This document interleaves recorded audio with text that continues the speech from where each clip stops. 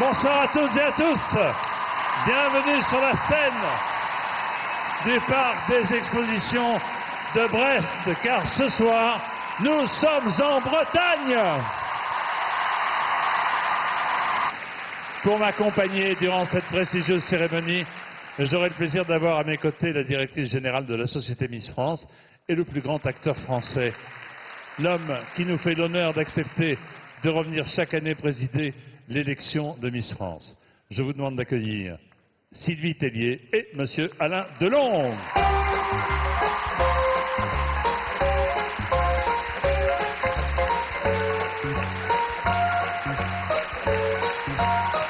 Bonsoir.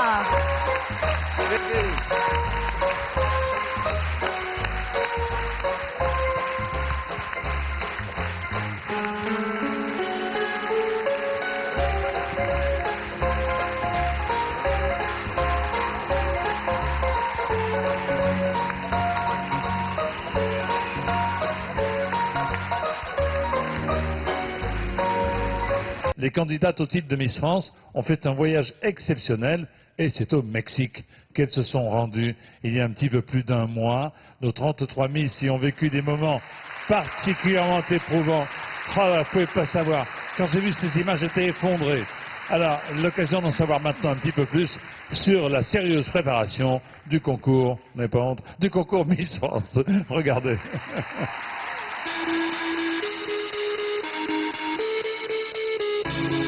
Cette année, nos 33 Miss ont traversé l'Atlantique direction le Mexique pour le traditionnel voyage d'initiation à l'élection de Miss France. Un séjour qui est synonyme de vacances, mais surtout un avant-goût de leur future vie de Miss.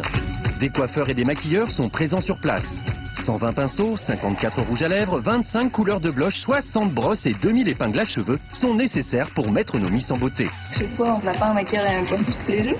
1, 2, 3. Pour nos Miss, c'est un rêve de petite fille. Maquillage, coiffure, stylisme, rien n'est laissé au hasard. Chaque candidate est mise en valeur pour répondre aux sollicitations des photographes. Les caméras aussi sont là pour suivre les Miss et récupérer leurs impressions. Pendant leur temps libre et par petits groupes, elles profitent de cette escapade mexicaine afin de se préparer pour le grand soir de l'élection. La première mission, savoir défiler. Il faut avoir le rythme dans la peau. Commençons donc par un cours de Zumba, un cours d'aérobic sur des musiques latines.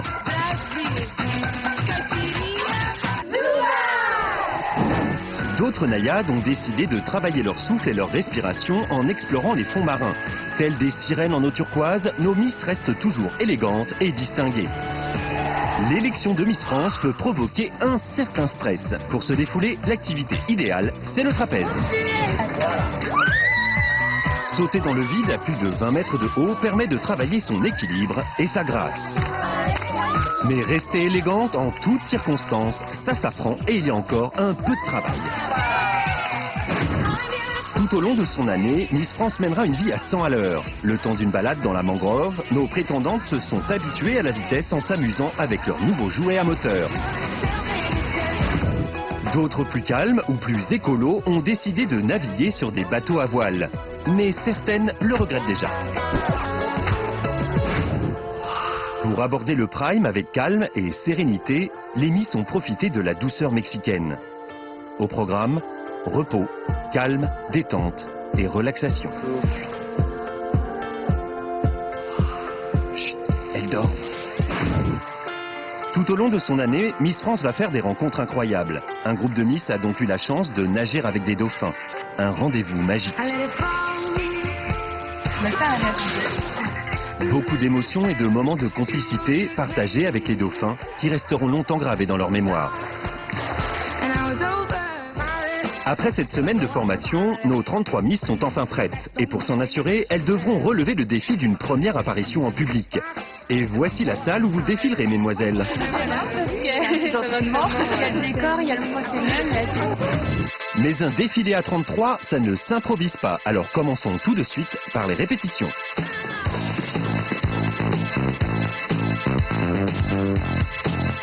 À force d'entraînement, nos Miss prennent confiance en elles. C'est hâte de défiler.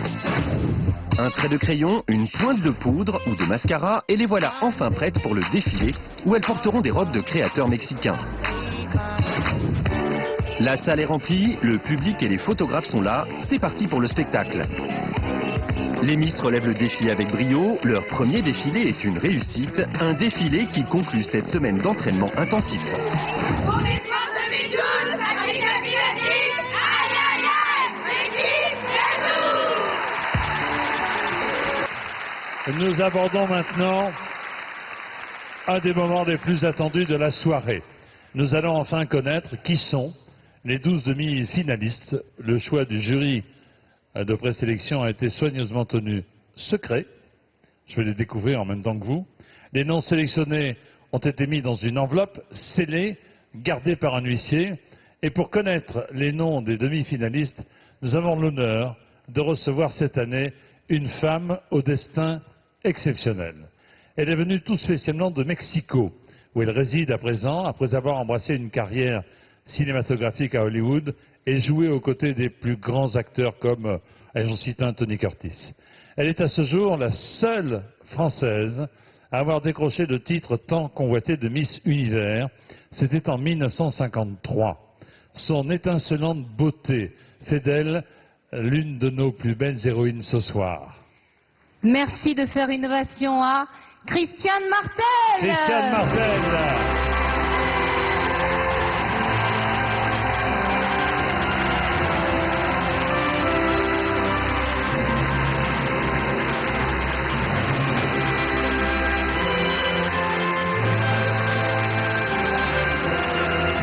Miss Univers en 1953.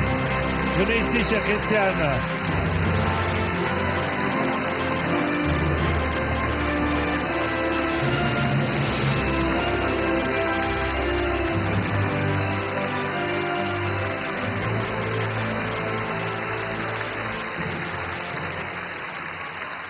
Nous sommes très heureux, Christiane, Miss Univers française, de vous accueillir ce soir ici. Saluons également votre époux Miguel Alemán, qui est le fils du président mexicain, ancien gouverneur de l'État de Veracruz, qui est dans la salle. Bonsoir. Bonsoir, cher monsieur. Et bonsoir à maître Christophe Guéganton, qui est là, s'il vous plaît, mon cher maître. Bonsoir, maître. Vous nous confirmez que vous avez remis à Christiane Martel l'enveloppe qui contient les 12. C'est tout à fait exact. Et revenez tout à l'heure parce qu'on a besoin d'une Miss. Comptez sur moi. On compte sur vous, mon cher maître. Alors, d'abord, je voulais vous remercier. Quelle impression cela vous fait, chère Christiane, d'être là, quelques années après, sur le plateau de Miss France à la télévision, en France? Je dois remercier le public parce que vraiment, j'ai été très émotionnée par votre accueil. Et...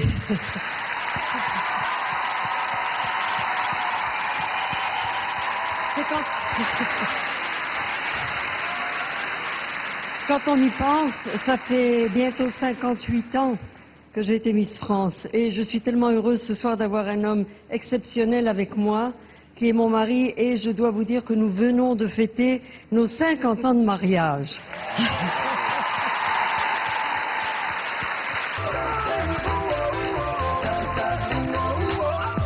Cette année, la promotion Miss France 2012 s'est envolée pour le Mexique. Direction Cancún, dans la péninsule du Yucatan, à la croisée des chemins entre culture maya et héritage colonial. Au programme, pour nos 33 prétendantes au titre de Miss France, culture, tradition, exploration et aventure. Et pour débuter ce programme chargé, les Miss partent à la rencontre de nos amis les bêtes. Au Mexique, il y a des animaux extraordinaires, comme le crocodile. Mais on compte plus d'1 millier d'espèces d'animaux différents dans tout le pays. Entre les perroquets, les iguanes ou encore les singes, nos Miss ont l'air étonnamment à l'aise avec la faune mexicaine. Enfin, à l'aise, ça ne va pas durer.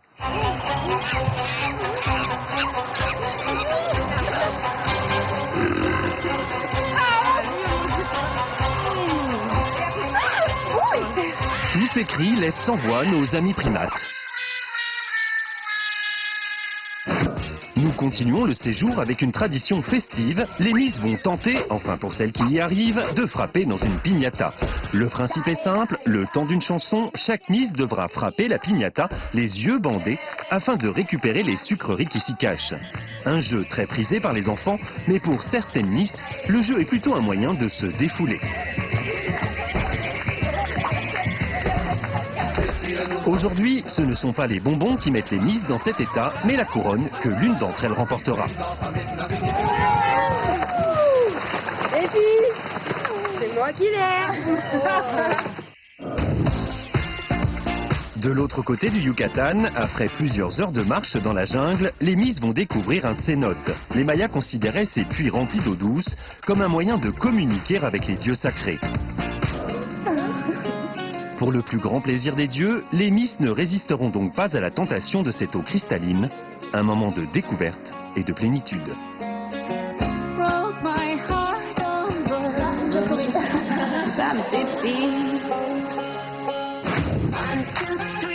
Pendant ce temps, certaines Miss ont décidé de respecter la devise Miss France, glamour, élégance et pureté. La cérémonie de purification chamanique est une tradition vieille de plusieurs siècles. Nos prétendantes espèrent mettre ainsi toutes les ondes positives de leur côté pour espérer décrocher le titre de Miss France tant convoité. Et c'est à Coba, site de 70 km² découvert en 1891, que les Miss ont décidé de percer le mystère de la prophétie Maya. Puisque les Mayas auraient prédit la fin d'un cycle en décembre 2012, nos Miss imaginent que les Mayas auraient aussi prédit qui sera la nouvelle Miss France. Et c'est ensemble qu'elles essaient de déchiffrer une stèle qui renfermerait ce terrible secret. Ah mais en fait, et puis il faut aller au temple de Coba. Pas de temps à perdre donc pour nos Miss, direction le temple Nohokmul. Et là les filles, il va falloir le gravir. 40 mètres de haut, la pyramide la plus haute de la région Maya. Bon courage. On n'en finit jamais. C'est énorme. Une fois arrivées au sommet, elles restent ébahies devant un tel spectacle. Nos Miss ont fait preuve de courage et d'endurance pour espérer toucher leurs rêves du bout des doigts.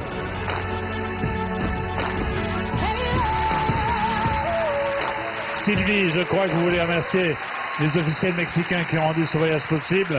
Oui, un grand merci à Julie Riot, directrice de la Chambre de commerce franco-mexicaine, et Alfred Rodriguez, son président. Merci de nous avoir accueillis entre Cancun et Mexico City.